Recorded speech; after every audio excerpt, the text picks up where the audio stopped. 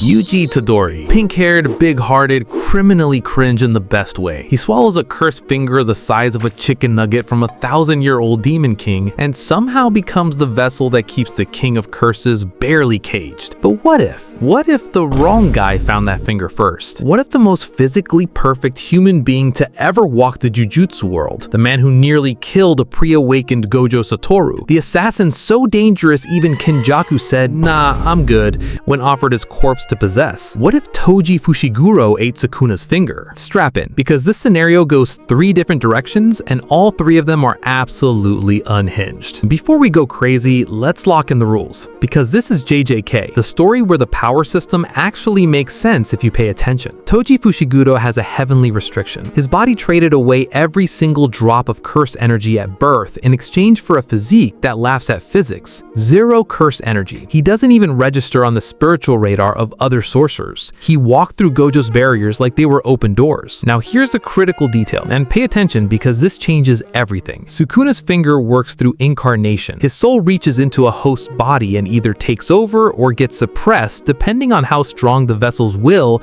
and curse energy output is. Yuji could cage Sukuna because his monstrous raw power let him wrestle the king of curses internally, but Toji has no cursed energy to begin with. So what happens when an unstoppable soul meets a body that plays by completely different rules? 3 outcomes. Let's go. Outcome number 1, Toji eats the finger, keeps walking, and Sukuna just doesn't wake up. And look, this is actually the most lore-accurate possibility, and it might be the funniest one. Here's why. Sukuna's incarnation process needs a foothold. He needs to find curse energy in the host's body to latch onto, to occupy, to corrupt from the inside out. It's like trying to plug in a USB into a wall with no ports. There's nothing to connect to. Sukuna's soul floats into Toji's system, looks around, finds no cursed energy infrastructure whatsoever, and just sits there, silent, fermenting, like a demon in a jar with no lid to pry open. The finger gets absorbed, Toji feels nothing, maybe a weird taste. Sukuna's trapped, not suppressed by force of will like with Yuji, but just structurally locked out. There's no cursed energy for him to ride. The king of curses, humbled by biology. Toji doesn't even notice. He's already thinking about his next contract. Outcome number 2. Let's say Sukuna is smarter than we give him credit for, and he is. This is the man who divided his own soul into 20 pieces just to survive death. He's creative. So let's say Sukuna's soul does find a way to take control, maybe through sheer dominance of will, maybe through exploiting some edge case in how the heavenly restriction interacts with foreign souls. He gets to wheel. He's in the driver's seat. But here's the problem. He's sitting in Toji's body. No curse energy. None. Not suppressed. Gone. The heavenly restriction isn't the lock that Sukuna can pick from inside. It's not Megumi's trauma that he can exploit, or Yuji's psyche he can overwhelm. It is a physical law baked into every cell of Toji's body at birth. Sukuna can't use dismantle, can't use cleave. Malevolent shrine is completely off the table. He can't even reinforce his body with basic curse energy like every first-year student can. What he can use is Toji's insane body. Superhuman speed, strength that rivals special grade curses in raw output, reflexes sharp enough to track high-speed curse techniques with naked eyes, and the inventory curse, the worm that stores Toji's full arsenal, the playful cloud, the split soul katana,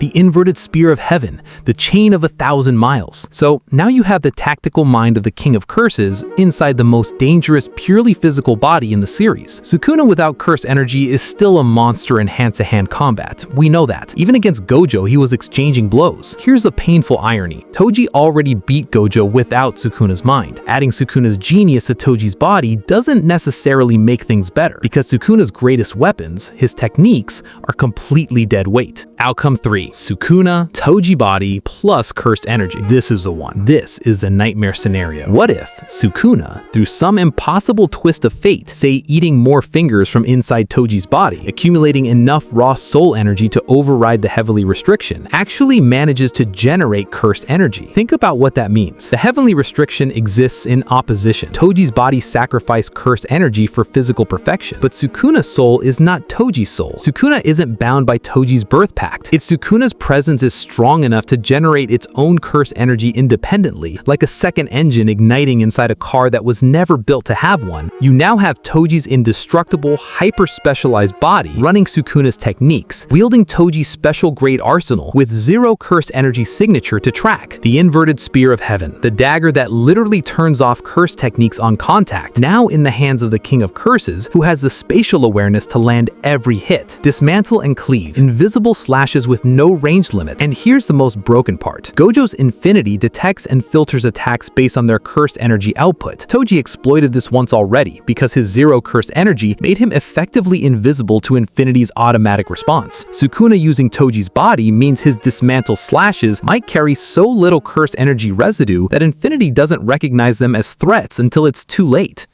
If you enjoyed, smash that like button and subscribe for more insane JJK theories. And trust me, you don't want to miss what's coming next. I'll see you in the next one.